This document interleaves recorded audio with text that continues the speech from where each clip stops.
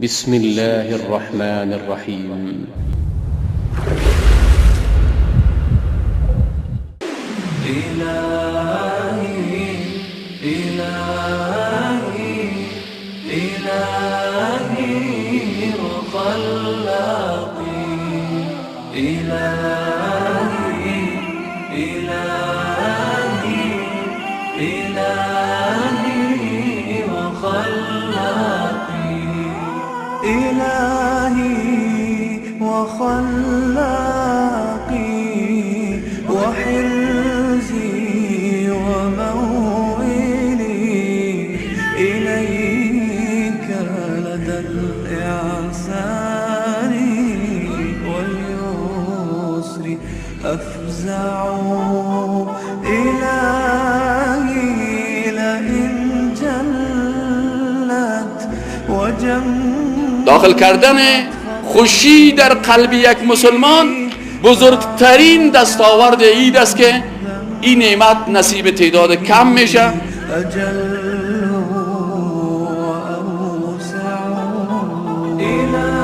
پس کسانی که خدا فریب میتن میخواین به بهانه صلح قانون امریکا، پایگاه امریکا در این کشور ساخته شود، این انسانها دشمنای خدا هست.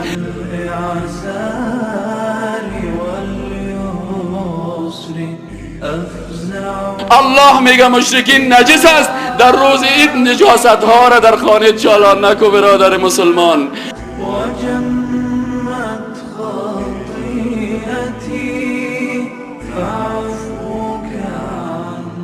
رسول الله در بین دو عید با بی عایشه نکاح کرده. امروز مردم افغانستان میگن نمیشه نکاح. آیا نکاح رسول الله غلط بود؟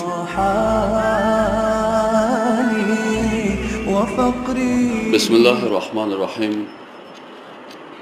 مسلمانان محترم، امروز روز جایزه هست. این جایزه بزرگ که از طرف الله جل جلاله بر بنده هایش داده میشه توسط ملائکه های الهی که امروز به زمین میآیند و بشارت میتن به کسانی که در ماه مبارک رمضان روزه گرفتن، طاعت کردن، عبادت کردن، الله جل جلاله را به اخلاص یاد کردن.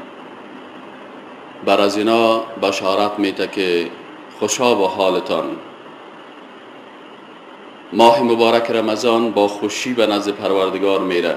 پروردگارا امت رسول الله صلی الله علیه و سلم از ما با بسیار صداقت، با بسیار اخلاص، با بسیار ایمان استقبال کردن. پروردگارا ما از اینا راضی هستم، خودت هم از اینا راضی شو.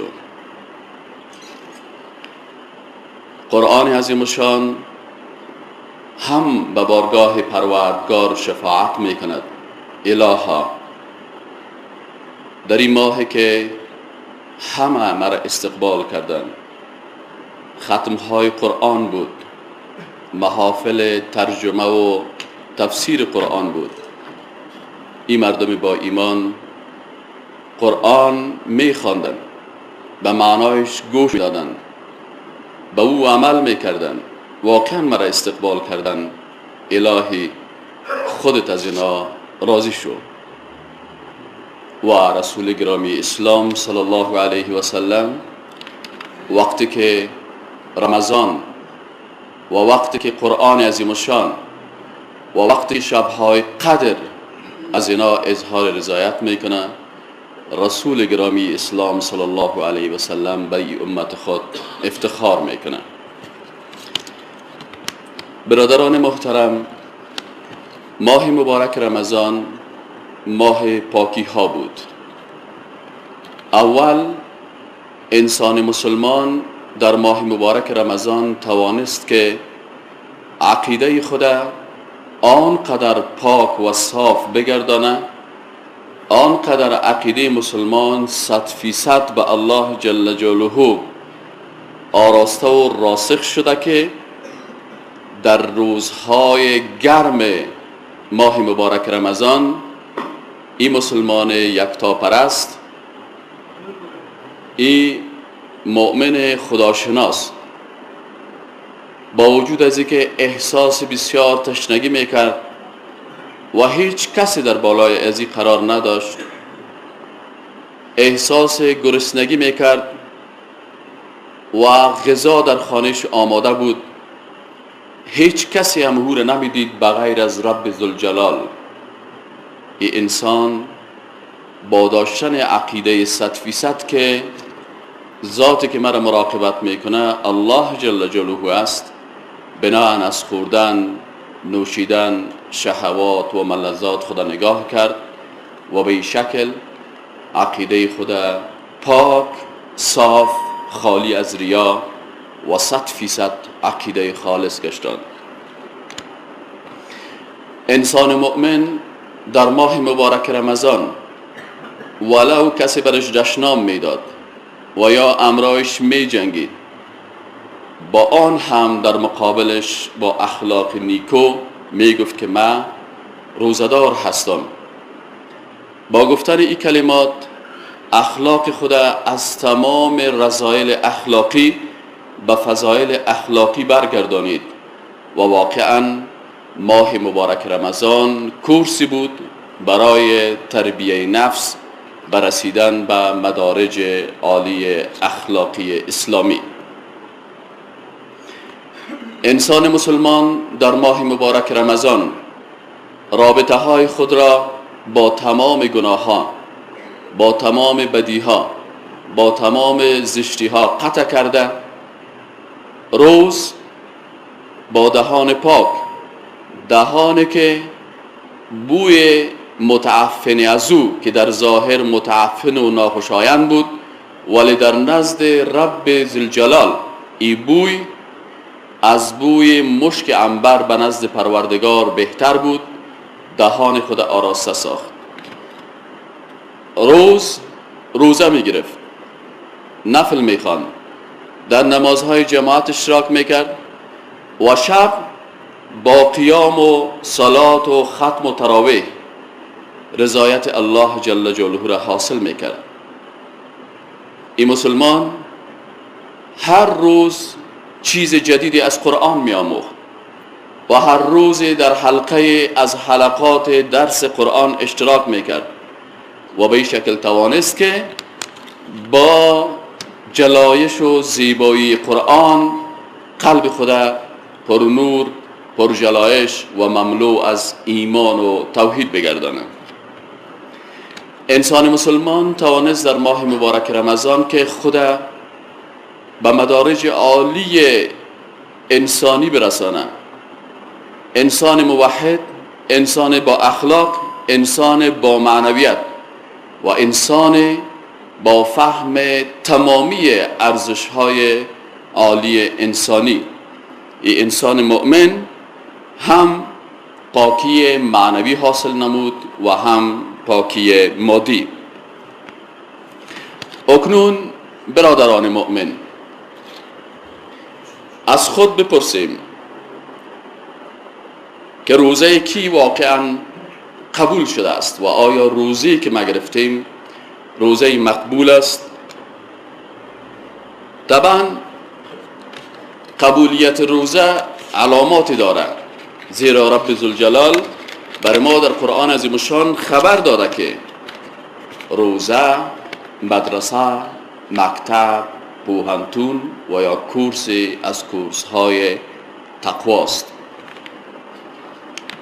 کسانی که روزهشان قبول شده است امروز در مسجد با خود و با پروردگار خود تعهد میکند که پروردگارا، آنچه من در رمضان انجام دادم برای ای که روزی واقعا مورد قبول تو واقع شده باشه، برای من توفیق نصیب کن تا 11 ماه باقی مانده رمضان نیز مثل رمضان با ایمان، با اخلاق و با تقوا باشه.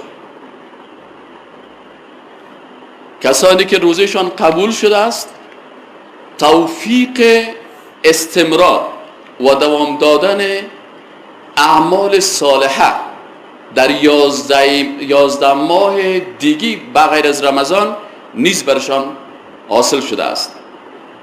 اما کسانی که با مجرد خواندن نماز عید مسجد ترک میکنن، رابطهشان دوباره با مسجد قطع میشه، در نمازهای جماعت اشتراک نمیکنن، در درسهای ترجمه و تفسیر و حدیث و قرآن شناسی در مسجد اشتراک نمیکنن و حلقات درسهای رمضانی را دوباره شکستانده و تا رمضان دیگر همه را فراموش میکنن، باید بفهمند که توفیق هدایت وقت نبود، روزه قبول نشده است.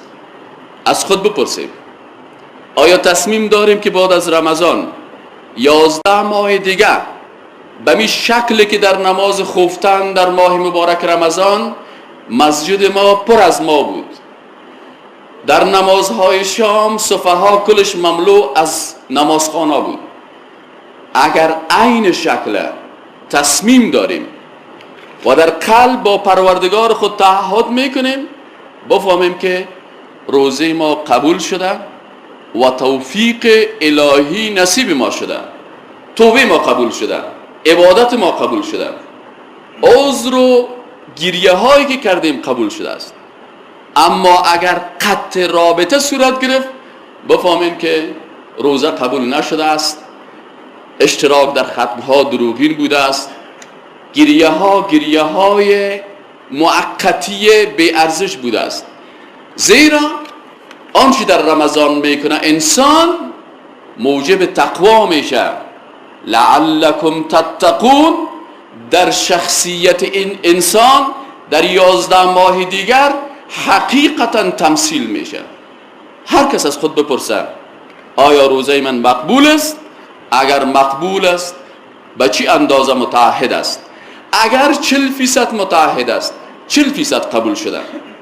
اگر 60% متعهد است که بعد از رمضان عین احکام و عین عبادت ها را، عین اوامر را تطبیق میکنم، در اون صورت انسان متعهد است 60%. و اگر 100% تعهد میکنه که پروردگارا رابطه خدا با مسجد قطع نمیکنم، با قرآن قطع نمیکنم، با عبادت قطع نمیکنم، با تقوا قطع نمیکنم، به این شکلی که در ماه مبارک رمضان بودم، در ماه مبارک رمضان از حلال ها اجتناب میکردم، غذای حلال نمیخوردم، آب حلال نمی نوشیدم، با شهوت ها و نزدیک شدن به همسر که حلال بود برم منتظر بودم که الله اکبر الله اکبر گفته شود و ما او وقت دانه از خرما بعد از فرمان پروردگار بگذارم. پس متعهد هستم پروردگارا که به حرام خوب بعد از رمضان به درجه اولا نزدیک نمیشم. این انسان است که واقعا توفیق برش نصیب شده. حق انسان در روزی پی میاشت که الله سره دیره تینگ رابطه در لده او اوس ده اختر پور است. الله سبحانه و تعالی تا تعهد که ای پروردگاره، پس روزی نه به همزه به همه شکل او همه طریقه جان بکن چه مخکل روزی نه او یا پر روزه کیوم. دغه انسان توفیق حاصل کړی د هدایت او دغه انسان روزه قبول ده. او کچیر دغه انسان پس له اختره بیرته په همغه معصیتو، همغه سریالو، همغه فیلمو، همغه بی‌حجابی، همغه بی‌حیایی، همغه لهو و لعب کې بیرته مشغولیږي، نو دینه د الله توفیق اخیستل سوی یقین دی وکي چې د دې روزه نه ده قبول. روزه د هغه انسان قبول ده چې تقوا حاصل کړی، او هغه انسان با تقوا ده چې یولس میاشت نور هم به الله سره به رابطه ټینګه ساتي. روزه کسی قبول است که تصمیم به نیکی ها دارد. الهی قبل از رمضان نمیفهمیدم، در رمضان دی کورس تعلیم و تربیه 1 ماهه بسیار چیزا را فهمیدم، بسیار حقیقت ها را درک کردم، بسیار به اشتباهات خود متوجه شدم. بعد از این تصمیم دارم که آنچه که امر الله هست و آنچه که ارشادات رسول الله صلی الله علیه و سلم است مطابق از او زندگی کنم. انسان مصمم در روز عید مستحق جایزه عید است. تصمیم به نیکی ها و تصمیم به ادای اوامر الهی و تصمیم به اجتناب از منکرات، این سبب میشه که انسان مستحق از این جایزه شود. و این جایزه را کی تعیین میکنه؟ کسی تعیین میکنه که به حال قلب تو با خبر است. بنابراین قلبت از همین لحظه مصمم بگردان که پروردگارا بعد از رمضان یک مؤمن واقعی خود بودم که تا رمضان دیگر رابطه‌ام به این شکل که در ماه مبارک رمضان با خالق مستحکم بود به این شکل مستحکم باشه. برادران عزیز، روز عید روز اطاعت و بندگی است. روز عید روز اطاعت و بندگی است. روزی است که ماه مبارک رمضان ختامه مسک، آخرش زیبا می سازند. با زیبایی از این روز مقدس استقبال می کنند. با اطاعت و فرمانبرداری پروردگار این روز استقبال می کنند. این روز چه قسم استقبال کنیم؟ انسان مسلمان چگونه این روز باید استقبال بکنه؟ و رسول گرامی اسلام صلی الله علیه و سلم و صحابه کرام این روز چه قسم استقبال میکردن؟ طاعت هایی که یک مؤمن یکتاپرست در این روز باید انجام بده، اول نیکی با والدین است. هر انسان بعد از ارتباط با خالق ارتباط خود با والدین خود مستحکم می سازد. و بالوالدین احسانا، در این روز با مادر و پدر احسان نمودن بزرگترین امر پروردگار و بزرگترین اطاعت از پروردگار است. از این خاطر کوشش کنین که والدینتان را در این روز راضی بسازین. با والدینتان تعهد بکنین که بعد از این مطابق فرمان الهی با شما برخورد خواهیم کرد. احسان با زبان، احسان با الفاظ، احسان با اعمال. دوم، طاعت و خوبی در روز عید این است که انسان به نزد دوستا و منظور از دوستان مؤمنان است. به نزد هر مؤمن از اقارب باشه و یا همسایه ها باشه و یا سایر مسلمان ها در روز عید برادرها بخیلی نکنین. هر کسی که در اطراف تو هست بالای تو حق داره که به امرای شهید مبارکی بکنی. منتظر از این نشو که احمد مشناسم، اون در قطار دیگه یک نفر مشناسم و سونی ای کسی که در پالوی تو هست و در عقب تو هست به طرف از او نظر بکنی. انما المؤمنون اخوه، مؤمنان برادر یک دیگرن. از این خاطر آغوشتان در مقابل هر برادر مؤمنتان باز کنین، با اونا رفت و آمد کنین، با اونا نشست و برخاست کنین، با دوستا و اقاربتان محبت کنین، با همسایه ها تجدید رابطه کنین تا رضایت الله جل جلاله را کسب کنین. سوم، صله رحم است. منظور از صله رحمی است که انسان مؤمن اقاربی که با تو قطع رابطه کردن در اولویت اونا را قرار بده. حضرت ابراهیم علیه السلام به خاطر امر الله جل جلاله آماده شد که فرزند خود قربان بکنه. تو چی قربانی میتی؟ امروز روز امتحان هم است. الله جل جلاله به طرف تو میبینه که آیا آماده قربانی هستی و یا نیستی. و آماده قربانی کسی است که تکبر خود بالای تکبر خود لگد بمانه و برعکسی از او تواضع کنه و هر کسی که در حقش ظلم کرده به امرایش ناروا کرده برش الفاظ زشت گفته و پیش از او بره و برش بگویه که ما امرای تو عید مبارکی و دوستی به خاطر رضایت الله جل جلاله میکنم، میخوایم خود قربانی احکام الهی بکنم. اما کسانی که در روز عید هنوز هم خفه هستند، هنوز هم جنگی هستند، از جایزه الهی محروم هستند. زیرا انسان متکبر، انسان خودخواه، انسانی که مطابق اوامر الهی از بدیهای دیگران نمیگذره مستحق جایزه الهی شده نمیتونه. الله جل جلاله توفیق بده ما را که مستحق یک جایزه چی که 100 جایزه الهی شویم. برادران محترم، ترحم بر فقرا سنت دیگری از سنت‌های عید است. در روز عید بسیار شیطان وسوسه میکنه، فلان فقیر چطور است، فلان فقیر این قسم است. پشت زیاد فلسفه نگرد، در 2 افغانی و 5 افغانی خلاص از همه وسوسه ها انسان خدا خلاص کنه، با فقرا همکاری بکنه و به اقارب و همسایه های فقیرش که برای این چیز نداره و تو خبر داری باید حتما بر از 2 کیلو کلچه و 2 کیلو کیک و چاکلیت و شیرینی گرفته 500 افغانی را مصرف کرده و به خاطر رضایت الله جل جلاله خانه یتیم، بیوه، فقیر و بینواره هم خانه خوشی بسازی.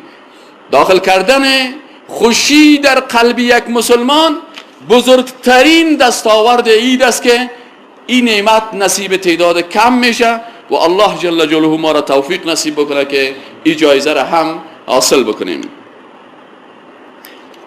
آشتی و صلح بین دو جهتی که در جنگ هستند، در دشمنی هستند، مسلمان سعی و تلاش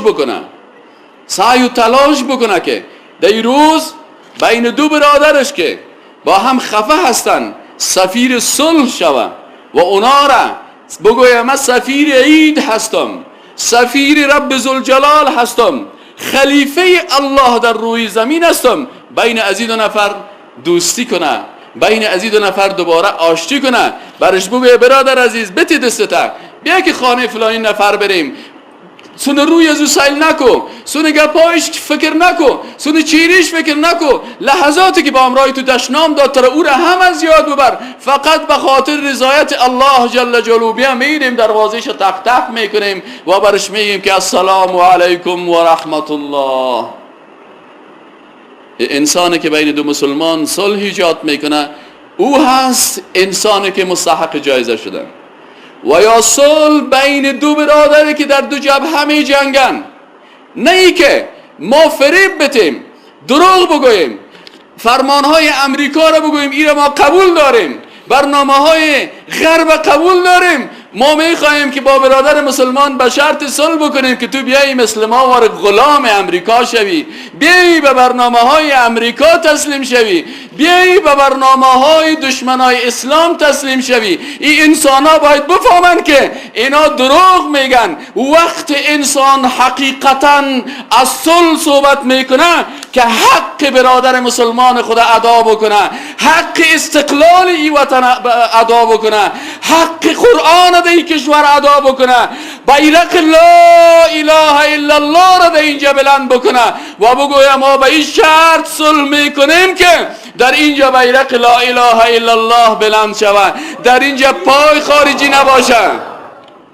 در اینجا دخل خارجی ها نداشته باشه، در اینجا حاکمیت قرآن باشه. فلا و ربک، ای مردم متوجه باشین الله اخطار میته و بر از مسلمان های دروغگوی میگه که فلا و ربک لا یؤمنون، قسم است به پروردگارت ای محمد تا زمان اینا مؤمن نمیشن حتی یحکموک فیما شجر بینهم، تا که ارشادات قرآن و سنت اساس صلحنامه های خود قرار نتن، تا وقتی که گفته های پیغمبر اساس صلح قرار نتن، تا وقتی که مسلمان برادر خود فکر نکنن و تا وقتی که دشمنای اسلام دشمن خود فکر نکنن.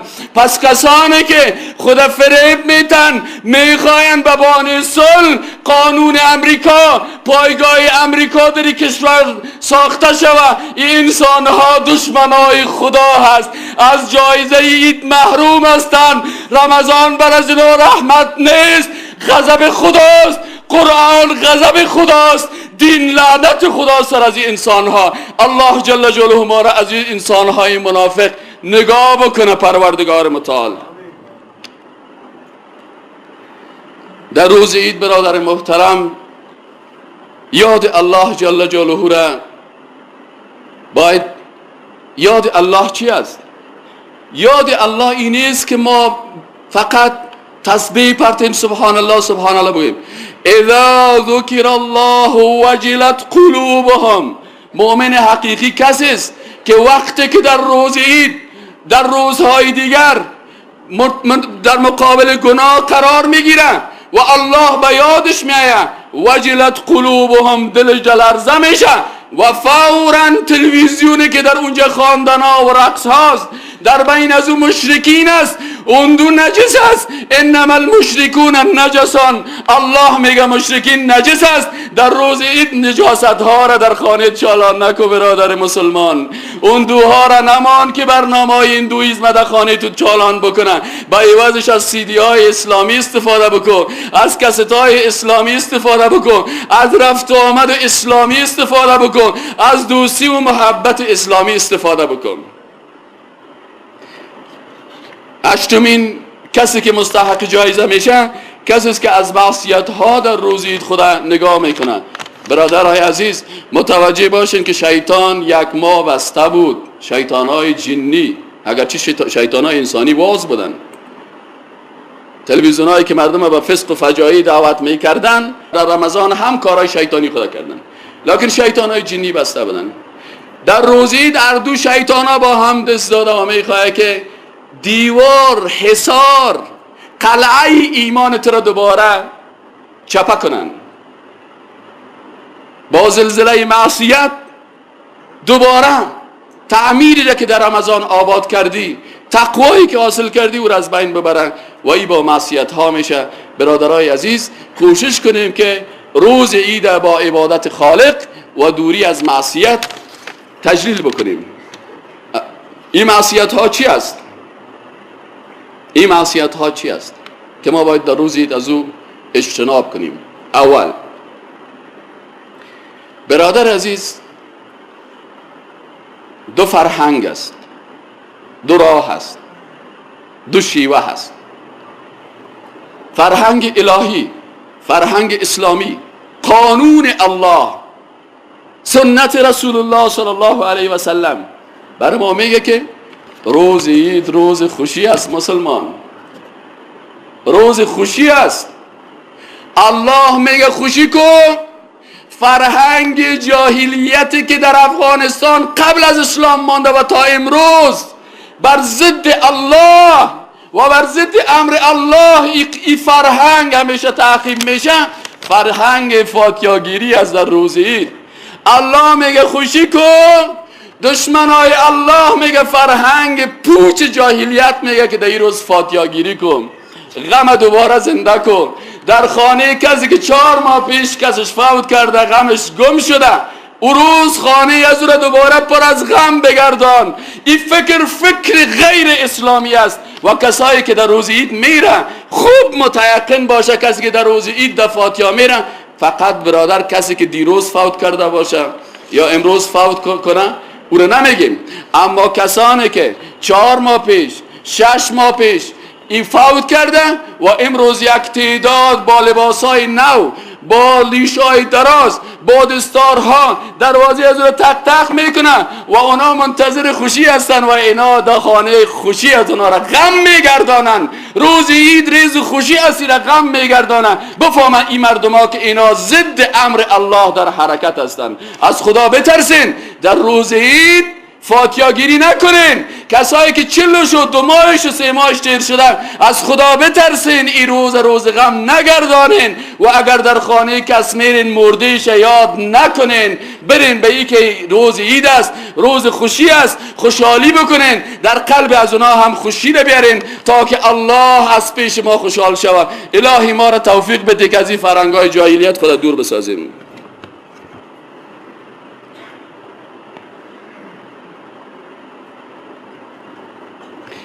دوم، فرهنگ دیگه که در افغانستان زیاد است، روز عید روز رفتن پیش زنده هاست، نه روز رفتن در قبرستان ها.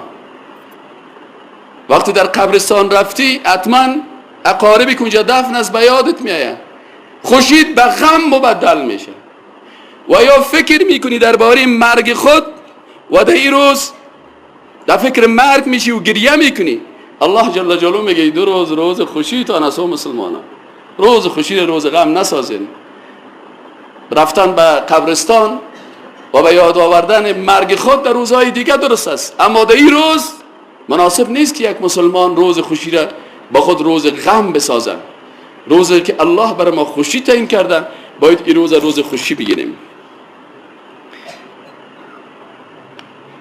سومی عمل ناروا و حرامی است که باز هم ارتباط میگیره به فرهنگ پوچ و غلط. این فرهنگ پوچ و غلط چی است؟ قرآن نمیفهمن، سنت از دل خود تطبیق میکنن و عدم فهم آنچه که در دین است سبب از این میشه که ضد دین کار میکنن. برادرای عزیز، نکاح چه وقت ناروا هست؟ در عید. در روز عید فقهای اسلام میگن اگر در روز عید جمعه هم باشه، یعنی اگر عید در روز جمعه آمد، امروز خود سه‌شنبه است، امروز خود جمعه نیست، هیچی حکم تطبیق نمیشه در عید. در عید که روز عید در روز جمعه هر دوش با هم یک جای بیاین، بین نماز عید و بین نماز جمعه نکاح نیست. برای چند ساعت؟ برای 2 ساعت الی 3 ساعت، چون وقت نیست. بعضی از انسانهای خرافاتی، بعضی انسانهایی که همیشه به ایرق ضد اسلام به دستشان است، بعضی کسایی که هیچ وقت دین نمیخواهند تطبیق بکنن، میگن نکاح کردن در بین 2 عید حرام است. برادر، کسی که حلال حرام میگردانه از علما پرسان کنین، کافر میشه، مرتد میشه. بیبی عایشه صدیقه ام المؤمنین، مادر مؤمنان، بیبی عایشه چی میگه؟ من کسی هستم که 14 آیت قرآن در پاکیم آمده. من کسی هستم که قرآن مرا مادر تمام مسلمان های دنیا گشتانده. و ازواجه امهاتهم، همسرای پیغمبر مادرای شما هستند. در این روز میگه از مکه دکی خوشبخت‌تر است، همسر رسول الله هستم و قرآن میگه الطیبات للطیبین، زنهای پاک نصیب مردهای پاک میشن. رسول الله پاک بود و من زن پاک الله نصیبش کرد. از مکه خوشبخت‌تر کی است؟ که مادر تمام مؤمنای جهان هستم، از صحابه گرفته تا روز قیامت.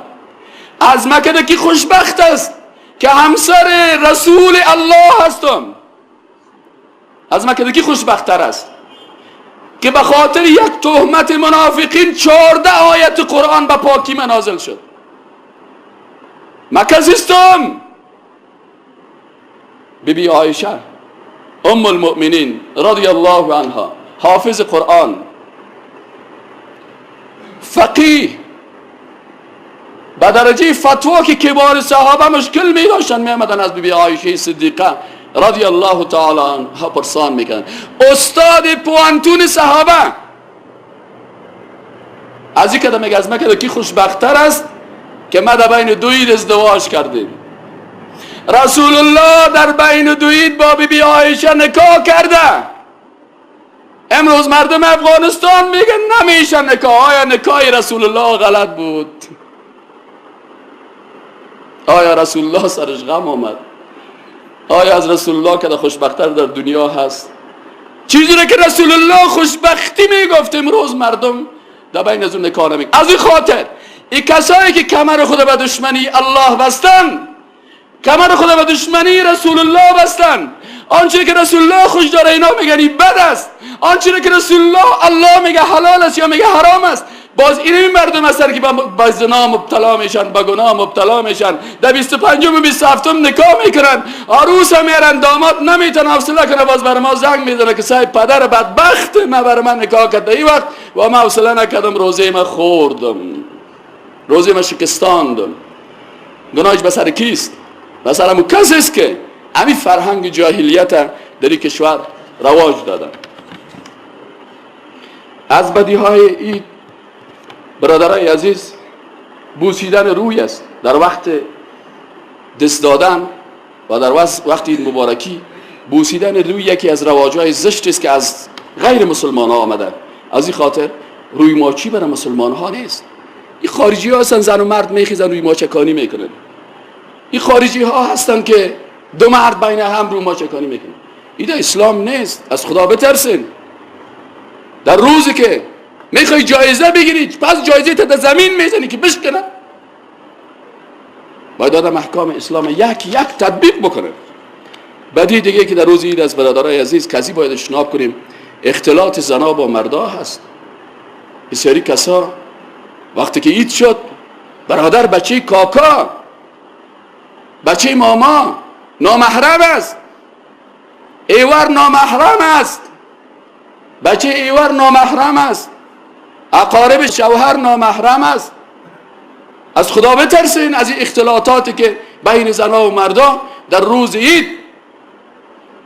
ملائکه برای جایزه را پیش میکنه و میبینه در خانه که مستحق رحمت است، پس دروازه‌ش با لغت میزنه، میگه این مردم مستحق لعنت هستند به خاطر که امر الله را شکستاندن و دوباره اختلاط کردن. برادر عزیز، از اختلاط غلط بین نامحرما اجتناب بکنیم.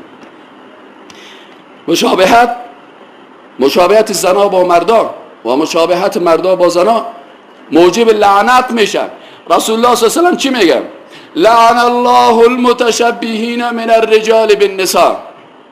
لعنت الله هست سر مردهایی که خود مشابه با زنها میسازند، و لعنت الله هست سر زنهایی که خود مشابه با مردها میسازند. زنی که خود مشابه با مرد میسازند و مردی که مشابه خود با زن میسازند لعنت الله را کسب میکنن.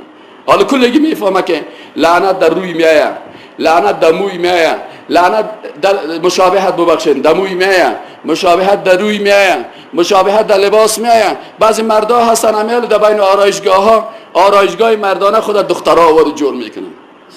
لعنت خدا سرش است ولو که روزه گرفته باشه.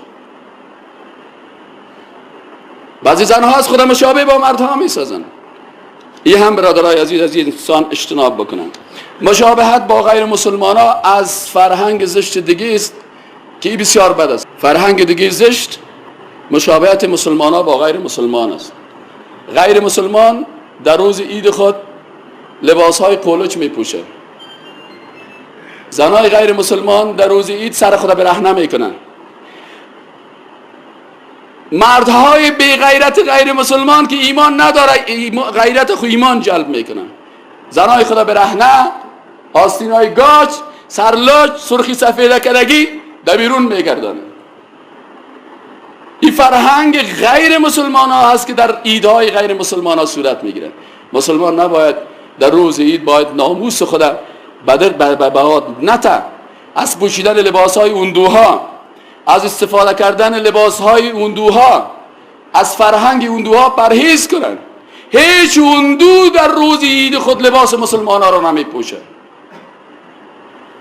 یک روز یک اندو مرا گفت شما عجب ایمان دارین، ما در کل هندوستان یک اندو نام محمد سر اولاد خود نمیمانه، نام فاطمه را سر دختر خود نمیمانه، پیرن تنبان مسلمان ها را اندو نمیپوشه، لباس اسلامی را نمیپوشه.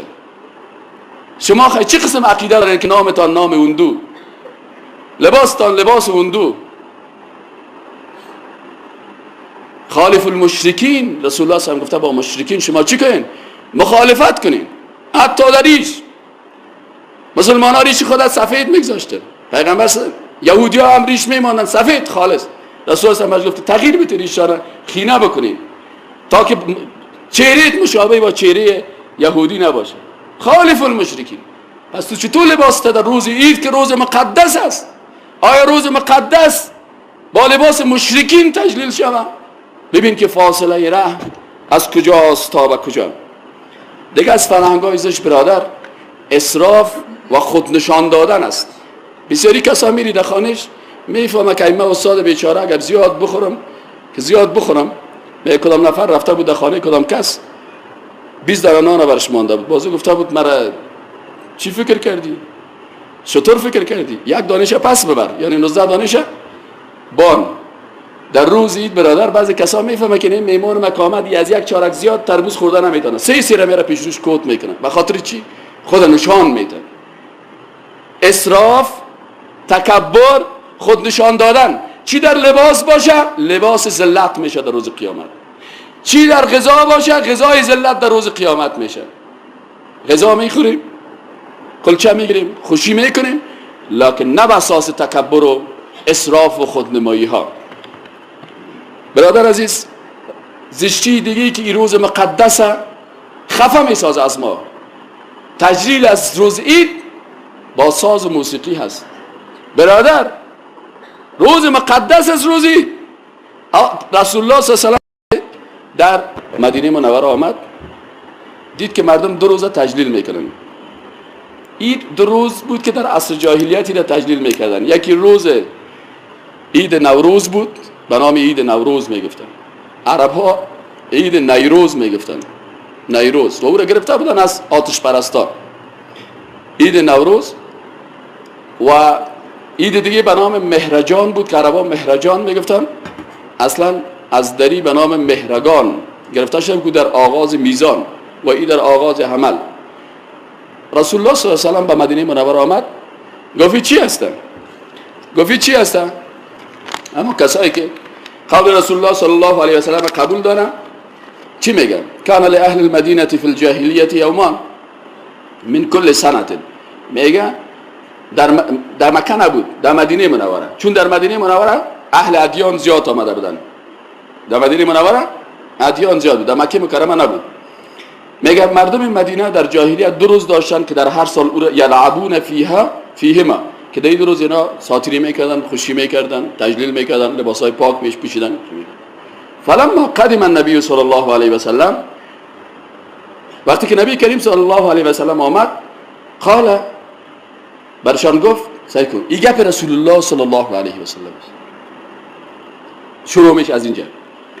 کان لکم یومان تلعبون فیهما، شما 2 روز داشتین ای مردم مدینه منوره، ای امت من. در مؤمنین در مدینه منوره خطاب کرده رسول الله، شما 2 روز داشتین که در او تلعبون فیهما و قد ابدلکم الله بهما خیرا منهما.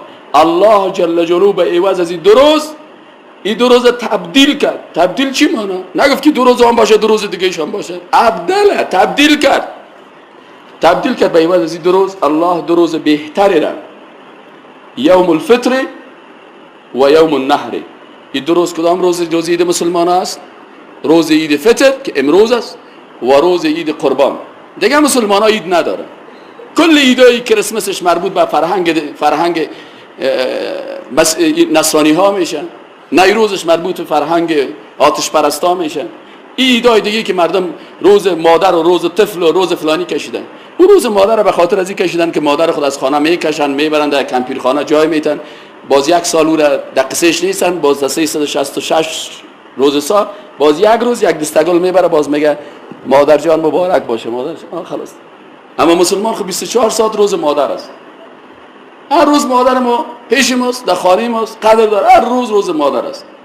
هر شب قدر است اگر قدرش بفهمیم. دیگه چی هست؟ روز طفل چی هست؟ اطفال خود بردن در شیر خوارگاه ها، مادر برای شیر نمیته، میگه اندام ما خراب میشه. زن غربی او طفل باز 1 روز از مهربانی پدر و مادر محروم است، باز 1 روز به نام روز طفل که باز میرن در کودکستان ها، در مکاتب و شیرخوارگاه ها، باز روز طفل تجلیل میکنیم. ما تو خب 24 ساعت اولادای ما باور بکنید بسیاری شبا که من خواب میکنم دو تا کلی طفل دایی دستم از دو تا جایی سه یکشان در سر شکمیم تا که خواب بره بازار وسو بریم. هر روز هر شب روز طفل ماست، هر روز. از این خاطر ایدار اسلام نمیشناسه. معلم چی است؟ معلم در کشورهای غربی من ایست یک انسانی که ماش میخوره پیسه میگیره در سرک میره برش سلام نمیده به معلم خود. باز روز معلم یک دستگل برش میبره باز دلش نکفه.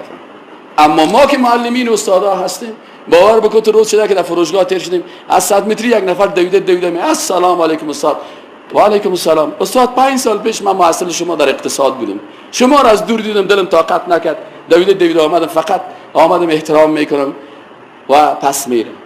ما خب برادری قسمی معلم نیستیم. حالا ما شاگردای 20 سال پیش من میام پیش مبارکی میایم بغیر از شاگردای آخ که رابطش قطع است واقعا نمیگم لکن شاگردایی که واقعی هستن اونا حتی از 20 سال پیش و 30 سال پیش به استاد خود ارتباط داره. بین معلم و بین شاگرد ارتباط معنوی است. یک روز معلم چیز که سگل بیاره باز به سبایش برش سلام نده. پس از دیدگاه اسلام فقط دو روز عید است. یکی روز عید قربان است و یکی عید رمضان. دیگه این روزهای دیگه کس اعتبار شرعی نداره و اگر کسی اینا را تجلیل میکنه از دیدگاه علمای اهل سنت و الجماعت مبتدع هست، ضد قول پیغمبر صلی الله علیه و عمل کرده. دیگه آخرین سخن برادرای محترم که بخیر نمازیده میخوانیم، آخرین سخنی است که نبی کریم صلی الله علیه و یک حدیث دیگر هم گفته که امروز گفتن از بسیار ضروری است براتان و بسیار خوب است، خوشخبری خوب است و وی است که وقت انسان یک عمل انجام میده الله جل جلاله امی عمل تو را 10 چند پاداش داده. یک ماه روزه گرفتی الله جل جلاله بر تو اجر 10 ماه را نوشته کرده. یک سال چند ماه است؟ 12 ماه. حالا بر تو نوشته شده چند ماه؟ 10 ماه. ماند 2 ماه دیگه. رسول الله صلی الله علیه و میگه که من صام رمضان، کسی که ماه مبارک رمضان روزه بگیره ثم اتبعه باز بعد از این تعقیب کنه بعد از رمضان 6 روزه دیگه از ماه شوال هم روزه بگیره کان کصیام الدهر، مثل که انسان مکمل عمر اگر هر سال می کار بکنه مثل که مکمل سال این روزه دار است. یعنی اگر تو میخوای که ثواب 1 ساله روزه را حاصل بکنی در ماه عید، همین امروز این اول شوال است بغیر از روزهای عید که خوشی است، در دیگر روزا روز 4م 5م 6م 6 روزه پورا کنین برادرای عزیز. شرط نیست که پی در پی بگیری، میتونی 1 روز بگیری باز 2 روز نگیری، 3 روز نگیری باز 1 روز بگیری، میتونی هر 6 یک جایی بگیری، میتونی هر 6 در اول ماه بگیری، میشه که در وسط ماه بگیری، میشه در آخر ماه. یعنی این قید نیست. اگر کس همین 6 روزه در شوال هم میگیره الله جل جلاله ان شاء الله تعالی برای انسان اجر 6 ضرب 10 شود چند میشه؟ 6 در 60 روز ما 2 ماه شد. پس 10 ماه اینجا ثواب شد، 2 ماه همون شد، 12 ماه پورا شد و این اجر است که الله جل جلاله برای ما و شما توفیق نصیب بکنه که اینم روزه بگیریم. برادر عزیز، از اینکه عید سال 1 مرتبه میه و بسیاری از برادرای ما احکام عید نمیفهمن، من براتون خدمتتان 1 مرتبه همین شکل ادای نماز دیدم میگم که خیر از برادرایی که یاد دارن اونا عفو کنن. فقط بر برادرای میگم که اونا یاد ندارن، کسایی که یاد داره طرف از اون احترام تقدیم. برادرای عزیز، اول مسئله نیت است. در افغانستان زیاد شاله پشت نیت میشه. نیت قلب است. نیت قلب است. همین که تو همینجا آمدی به چی نیت آمدی؟ به این نیت آمدی که نماز چی رو بخونی؟ نماز عید سعید فطر رو بخونی. و این نماز هم به این نیت است که نماز واجب است، به خاطر ادای یک واجب آمدی. پس نیت قلبی تو درست است. که آمد مجاهد که امام الله اکبر گفت، بعضی کسا تکبیر تحریمه را از اسم میته و منتظر از این است که نیت کردن بخوانم 2 رکعت نماز قطعی عید رمضان واجب این وقت تو باز از پیشش باز تکرار میکنه خود در نیت سبحانك اللهم از پیش تیر میشه و تکبیرات هم تیر میشه و این هنوز مصروف نیت است. پس نیت قلبی هست. زیاد سر نیت اصرار نکنیم. ان شاء الله که از میخوانی تا حرکت کردیم و آدمی جشیشتین منتظر از این هستیم که نماز عید سعید فطر بخوانیم و این نماز واجب است. اینم نیت ماست.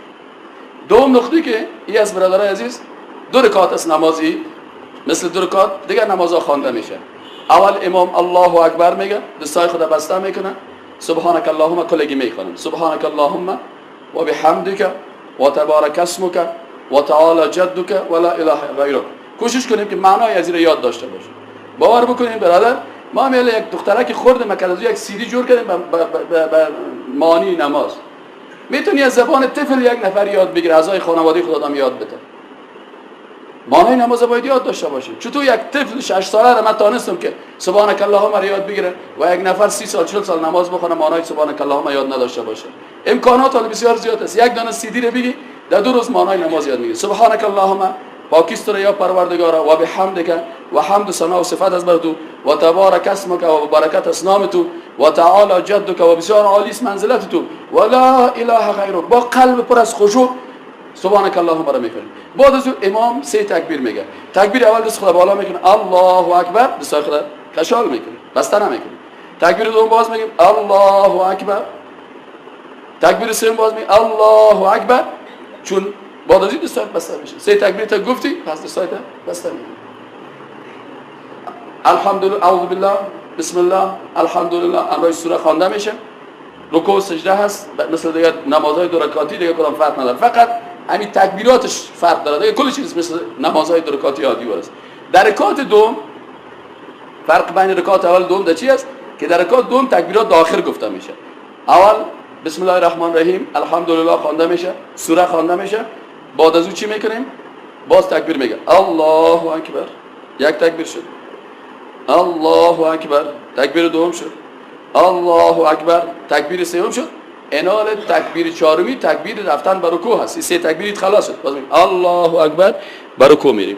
و به این شکل بعد سجده و رکوع و سجده میریم. اتحیات یار خلاص کردن، سلام داد میدیم. بعد از سلام برادرای محترم که از گپ نمیزنن منتظر میباشن که خطیب خطبه را بخونه. خطبه خوانده میشه، باز دعا میکنیم. بعد از او بخیر کلگی عید مبارکی میکنیم. مولاي صل وسلم دائما دائما دائما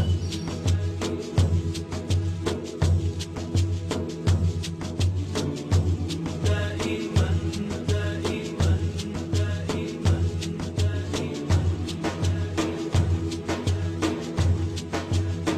مولاي صل وسلم دائما أبدا على حبيبك خير الخلق كلهم. مولاي صل وسلم دائما أبدا على حبيبك خير الخلق كلهم. محمد سيد الكونين والثقلين. محمد سيد الكونين والثقلين. محمد سيد الكونين والثقلين والفارقين من عرب ومن عجم. مولاي صل وسلم دائما أبدا على حبيبك خير الخلق كلهم. هو الحبيب الذي ترجى شفاعته. هو الحبيب الذي ترجى شفاعته. هو الحبيب الذي ترجى شفاعته لكل هول من الأهوال مقتحم. مولاي صل وسلم دائما أبدا على حبيبك خير الخلق كلهم. مولاي صل دائما أبدا على حبيبك خير خلق الله كلهم. مولاي صل وسلم دائما أبدا على حبيبك خير الخلق كلهم. ثم الرضا عن أبي بكر وعن عمر. ثم الرضا عن أبي بكر وعن عمر. ثم الرضا عن أبي بكر وعن عمر وعن علي وعن عثمان ذي الكرم. مولاي صل وسلم دائما أبدا على حبيبك خير الخلق كلهم. يا ربي بالمصطفى بلغ مقاصدنا، يا ربي بالمصطفى بلغ مقاصدنا، يا ربي بالمصطفى بلغ مقاصدنا. محمد سيد الكونين والثقلين، محمد سيد الكونين والثقلين والفريقين من عرب ومن عجم. مولاي صل وسلم دائما أبدا على حبيبك خير الخلق كلهم. هو الحبيب الذي ترجى شفاعته، هو الحبيب الذي ترجى شفاعته، هو الحبيب الذي ترجى شفاعته لكل هول من الأهوال مقتحم. مولاي صل وسلم دائما أبدا على حبيبك خير الخلق كلهم.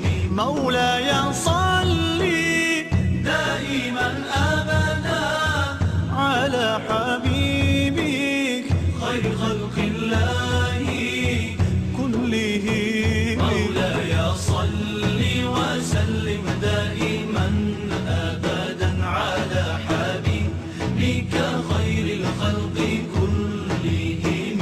ثم الرضا عن أبي بكر وعن عمر، ثم الرضا عن أبي بكر وعن عمر، ثم الرضا عن أبي بكر وعن عمر وعن علي وعن عثمان ذي الكرم. مولاي صل وسلم دائما أبدا على حبيبك خير الخلق كلهم. يا ربي بالمصطفى بلغ مقاصدنا، يا ربي بالمصطفى بلغ مقاصدنا، يا ربي بالمحمد سيد الكونين والثقلين، محمد سيد الكونين والثقلين والفريقين من عرب ومن عجم. مولاي صل وسلم دائما أبدا على حبيبك خير الخلق كلهم. هو الحبيب الذي ترجى شفاعته، هو الحبيب الذي ترجى شفاعته، هو الحبيب الذي ترجى شفاعته لكل هول من الأهوال مقتحم. مولاي صل وسلم دائما أبدا على حبيبك خير الخلق كلهم. مولاي صل دائما أبدا على حبيبك خير خلق الله كلهم. مولاي صل وسلم دائما أبدا على حبيبك خير الخلق كلهم. ثم الرضا عن أبي بكر وعن عمر، ثم الرضا عن أبي بكر وعن عمر، ثم الرضا عن أبي بكر وعن عمر وعن علي وعن عثمان ذي الكرم. مولاي صل وسلم دائما أبدا على حبيبك خير الخلق كلهم. يا ربي بالمصطفى بلغ مقاصدنا، يا ربي بالمصطفى بلغ مقاصدنا، يا ربي بالمصطفى